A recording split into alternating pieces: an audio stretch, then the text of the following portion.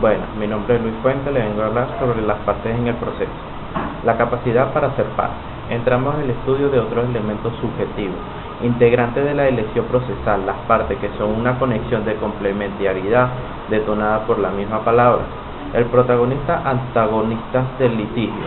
Parte, en principio son las personas litigantes que gestionan por sí mismas o por medio de apoderados el reconocimiento de sus derechos. Si el asunto es contencioso, las partes son dos, la una la que llama a juicio, o sea, el demandante, y la otra aquella que se reclama, y en esa condición es llamado a juicio.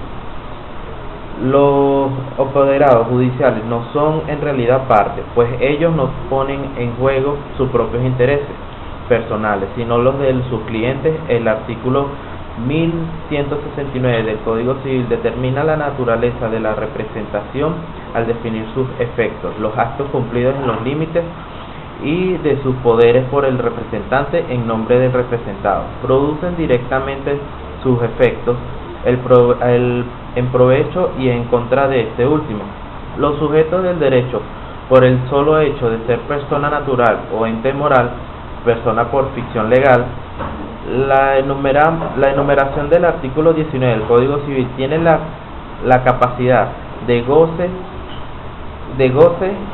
La etimología de las palabras capacidad viene de las palabras caput, cabeza, entendimiento, que consiste en la posibilidad de ser titular del derecho subjetivo y de las obligaciones de carácter privado y deberes frente a la autoridad pública.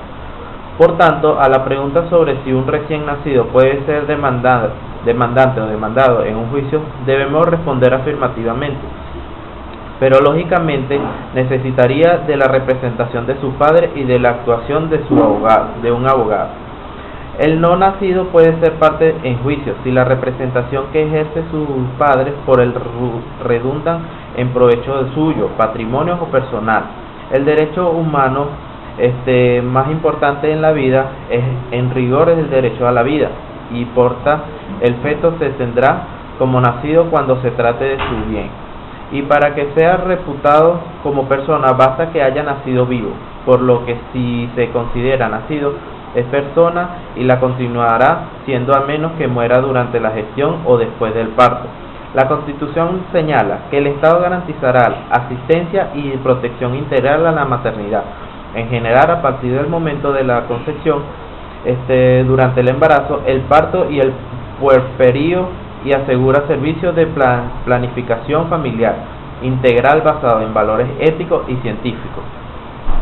La capacidad procesal. La capacidad procesal es la capacidad de ejercicio, o sea, la potencia de todas las personas para ejercer y actuar como sí mismos, sus derechos subjetivos, poder comprometerse, sus bienes y a una persona, matrimonio. En forma en el proceso tendrá capacidad quien tenga la posibilidad de actuar en el proceso y ejercer el derecho a posibilidades procesales, asumir las cargas procesales que dividen a las normas que tutelan el proceso y de las vicisitudes que ocurren en el mismo. Sin embargo, esta capacidad de ejercicio puede encontrarse temporalmente, definitivamente limitado, anulada de un todo, sea por razones naturales o patológicas. Según el artículo 136 del Código Procesal Civil, las partes pueden gestionar y obrar en juicios por sí mismas o por medio de apoderados mandatarios, siempre que tengan un libre ejercicio de sus derechos, es decir, que no estén capatis diminuidos, sometidos a la patria potestad, tutela o curatela, según la naturaleza y la gravedad de disminución de la capacidad. Sociedades irregulares. Las sociedades irregulares, las asociaciones y los comités que no tienen personal jurídico estarán a juicio por medio de las personas que actúan por ellas, a las cuales los asociados o componentes han conferido la representación o la dirección, en todo caso aquellos que han obrado en nombre y por cuenta de la sociedad, asociación o comité. Son personas solidarias, responsables de los actos realizados, así como el ordenamiento legal otorga tutela jurídica destinada de los bienes al logro de ciertos objetos, lo cual, en la base real de las personas jurídicas colectivas, la ley procesal contempla una norma general En ese mismo efecto, quienes disponen del fondo común, quien negocia acciona y este es en juicio, está en caso de la sociedad o asociación irregular o comité, pero el grupo así integra puede ser autoprescribirse por acuerdos internos, normas o disciplinas de organización, en virtud de las cuales se puede encomendar a alguien de la actuación del grupo. Esta figura procesal que otorga capacidad de ejercicio en el proceso a las sociedades irregulares y otro grupo de asociados que no suscitan a una persona jurídica distinta a las de ellos mismos, tienen así en el artículo 50 del SOP alemán y el artículo 36 y 39 del Código Civil italiano y el artículo 71 del 6 CPC.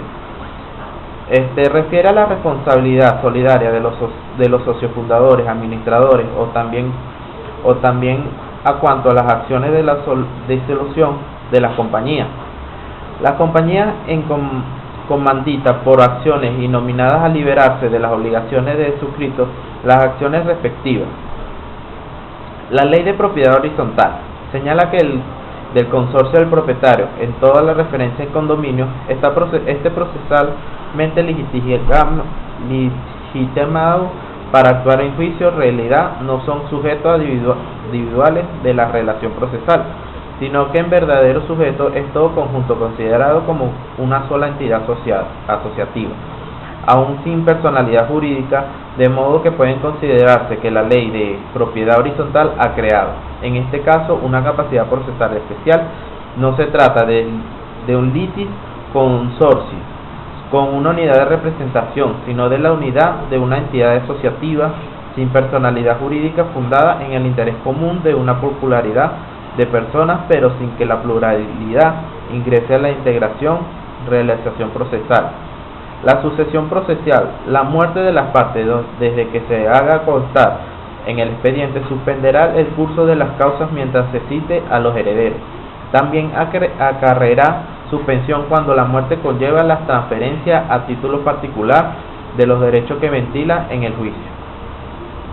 Es necesario precisar que esta regla legal concierne solo a los procesos de índole patrimonial, si se tratara de un proceso sobre los derechos personalísimos, como el divorcio, separación de cuerpos y bienes, anulación de matrimonios, alimentos, interdicto civil, inhabilitación, el igual es juicio penal. El efecto es distinto en dicho caso, siendo el objeto del litigio del estado jurídico de una persona, su libertad, capacidad, filiación, estado civil. La muerte de las partes conlleva la desesperación de todo jurídico relativo a ella misma, porque en tales circunstancias no hay material sobre que decidir. La vida es el derecho que soporta todos los demás derechos. En algún caso, sin embargo, como la anulación del patrimonio, pudiera subsistir en interés de los sucesores la muerte de cualquier de los litigantes, que requiere la continuación del litigio y la sucesión de las partes regulares. En el artículo 144 del Código del Proceso Civil, como por ejemplo el derecho del litigante superviste a suceder a contraparte que ha muerto y reclama gananciales a los herederos del finado. Temas estos de sucesión y comunidad que no podrán resolverse en definitiva sin dar solución al punto perjudicial sobre validez o nulidad del vínculo matrimonial que se pretende anular originalmente. La sucesión procesal opera sin necesidad de trámite sucesoral algún, bastando la citación o el suceso reconocido al llamado en ingerente desconocido en que se fuera el caso.